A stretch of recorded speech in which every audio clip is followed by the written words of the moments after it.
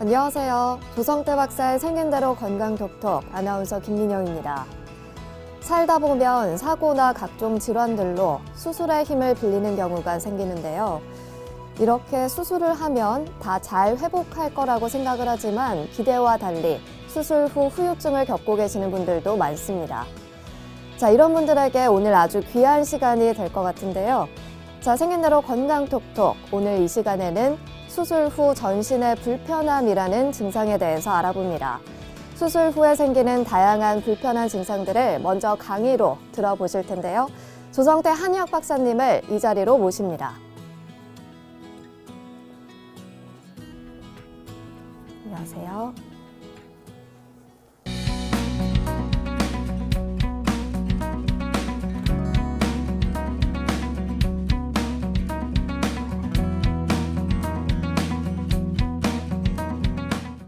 네, 오늘의 첫 번째 주제는 수술 후에 전신의 불편함입니다. 수술은 잘 됐어요. 그런데 여기저기 불편함이 곧 가실 줄 알았는데 가시질 않습니다. 이것이 몇 개월이 지났는데도 똑같은 현상이 반복된다는 이런 사람이 많습니다. 그럴 경우에 한의학에서는 어떤 관점에서 이것을 보고 치료하는지, 과연 한의학적인 치료법이 있는지, 이럴 경우에 이런저런 검사를 하고 여기저기 다녀보아도 그 원인을 잘 모르는 경우에는 한의학에서는 어떤 관점에서 어떻게 치료를 하는지 이거에 대한 얘기가 되겠습니다. 우리가 살다 보면 급한 상황이 생겨서 이런저런 수술을 하죠. 피할 수가 없이 수술하는 경우가 있습니다. 그럴 때 오늘 같은 얘기가 꼭 필요하겠습니다. 수술 후에 그 자리가 잘 아물었다는데 자꾸 아프다고 그래요. 수술은 잘 끝났어요. 겉으로 보기에 멀쩡해요. 그런데 자꾸 그 주위가 아프다고 그러는 사람이 있어요. 이건 뭐냐? 몸이 허약해서 회복이 잘 안 되는 거예요. 몸이 허약해서 기혈순환이 원활하게 돌아가지 않는 거예요. 몸이 허약해서 회복이 안 되면 허통이라고 해서 통증이 나타날 수가 있습니다. 많습니다, 이런 사람. 물론 이것은 수술한 사람만 나타나는 게 아니고 몸이 허약해지면 허리에 통증이 옵니다. 몸이 허약해지면 자꾸 어지러워집니다. 그걸 허훈이라고 합니다. 신호요통, 기어요통, 뭐 이런 허리의 통증도 허약해서 올 수가 있습니다. 팔다리가 쑤시고 아픈다. 연세가 많은 분들이 왜 아파요? 거기 진액이 부족하거나 기혈순환이 안 돼서 허약해져서 아픈 거예요. 마찬가지입니다. 우리가 수술하는 경우도 젊은 사람이 수술할 수도 있어요. 중년 분 사람들이 수술할 수도 있어요. 근데 대개 보면 수술하는 사람 보면 연세가 많은 분들이 이런저런 병 때문에 수술하는 경우가 많습니다. 그런데 수술은 잘 됐습니다. 일상에 돌아와서 회복이 잘 돼서 정상 생활을 해야 되는데 자꾸 그 부위가 아파요. 시름시름 앓아요. 감기 몸살 비슷한 증상이 나타나요. 식욕이 땡기질 않아요. 그건 반드시 원인이 있더라 이런 얘기예요. 그런 경우에 검사해 보면 아무것도 안 나타납니다. 그래서 그 수술한 그 자리가 아픈 거, 이걸 뭐라 그랬냐면 옹저동통이라고 합니다. 아까도 말씀드렸듯이 몸이 허약해서 회복이 안 되는 현상입니다. 이럴 때 우리가 대표적인 처방 십전대보탕인데 감히 십전탕이라는 것에서 오미자, 맹문동 같은 이런 약을 투여해서 몸을 보강해서 기혈순환이 제대로 되고 진액이 보충이 되면 허약한 것이 없어지면서 옹저 동통이 치료됩니다. 이런 사람들이 굉장히 많습니다. 그래서 그런 사람들한테는 아마 단비와 같은 그러한 이야기가 될 겁니다. 꾀병하는 것 같아요. 왜? 가족들이 겉으로 보면 멀쩡해요. 술 자국만 조금 있지. 근데 자기는 자꾸 아프다고 그래요. 환자는. 꾀병하는 것 같아요. 그것도 한두 번이지. 그래 가요 병원에. 가서 검사해 보면 아무것도 안 나와요. 꾀병하는 것 같죠. 꾀병이 아닙니다. 얼마나 괴롭겠습니까? 그건 당해보지 않은 사람은 몰라요. 그 다음에 수술 후에 설사인데요.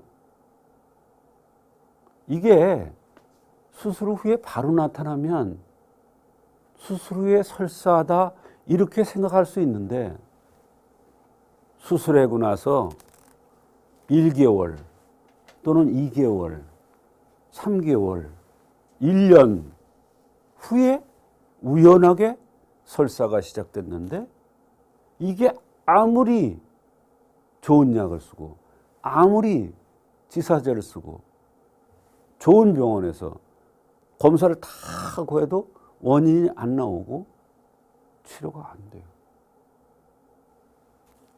대개 이런 경우에 과민성 대장 증후군이다 이런 얘기를 붙입니다. 근데 안 돼요. 이럴 경우에 옹저 설사라는 관점에서 감히 불안금 정이 사는 약을 투여해보면 정말 신기할 정도로 좋아집니다. 그래서 우리가 진찰을 할 때는 반드시 전에 어떤 수술을 했고 전에 어떤 병을 앓았고 이런 것도 굉장히 중요한 겁니다. 환자들이 왜 찾아옵니까? 불편해서 찾아오죠. 그러면 그 불편함을 임시 땜빵질로 치료하는 방법도 있지만 근본적인 치료를 하려면 옛날의 병력, 수술력, 지금 무슨 약을 먹고 있는지 이런 것을 다 알아서 그 병의 원인을 찾아서 근본적인 치료를 해주는 게 한방 치료가 되겠습니다.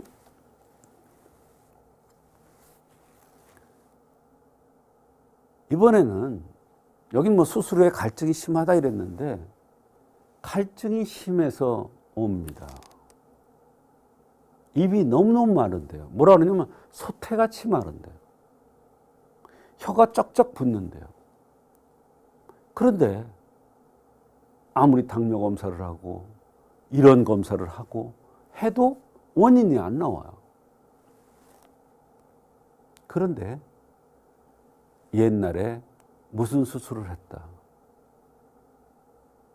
이런 것을 알면 바로 옹저 번갈로 보고 치료할 수가 있습니다.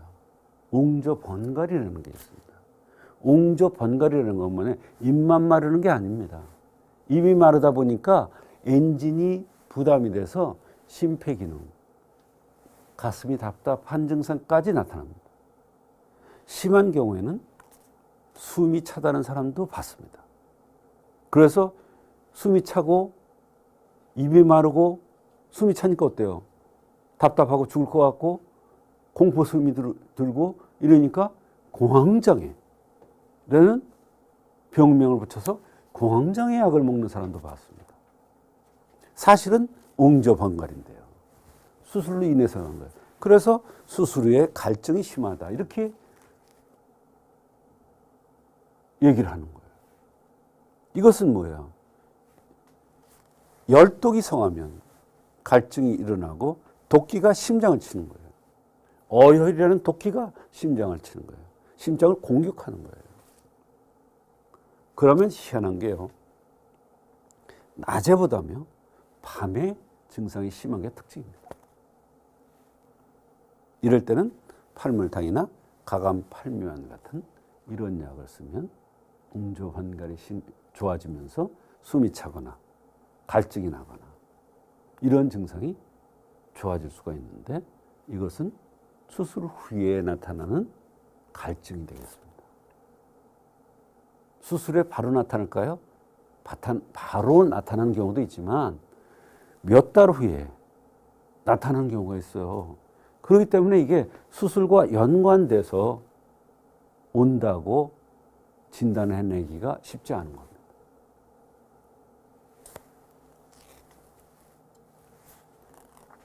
수술 후에 몸이 이곳저곳 시름시름 아프고 불편하다. 식욕도 떨어지고 붓기도 하며 기력이 회복되지 않고 수술 자리에서 고름이 나기도 하고 이런 여러 가지 증상이 나타날 수가 있습니다. 심지어는 안면 성형 수술을 했어요. 근데 얼굴에 붓기가 안 빠져요. 금방 빠질 줄 알았는데 안 빠져요. 이런 경우에도 한의학적인 치료법이 있습니다. 마찬가지입니다. 몸에 어디를 수술을 하더라도 그 수술 후에 이런 여러 가지 증상들이 나타나는데 그럴 때 감히 십전탕이라든지 이건 뭐 대표적인 처방이지 이거 가지고 다 되는 건 아니에요. 이런 약을 써서 옹조 뒤에 나타나는 현상이라는 걸 알고 치료해주면 원상 회복되는 그런 결과를 얻을 수가 있습니다. 이와 같이 수술 후에는 그냥 지나가는 사람도 있지만 건강한 사람은 수술 후에 몸이 허약해졌을 경우 특히 연세가 많은 노인들은 여러 가지 불편한 증상들이 나타날 수가 있고 또 그 수술로 인해서 기혈이 허약해지면 다른 여러 가지 병들이 나타날 수가 있습니다. 그럴 경우에는 그 원인을 찾아서 한의학적인 치료를 하면 얼마든지 한의학적으로 잘 치료될 수가 있는 것입니다.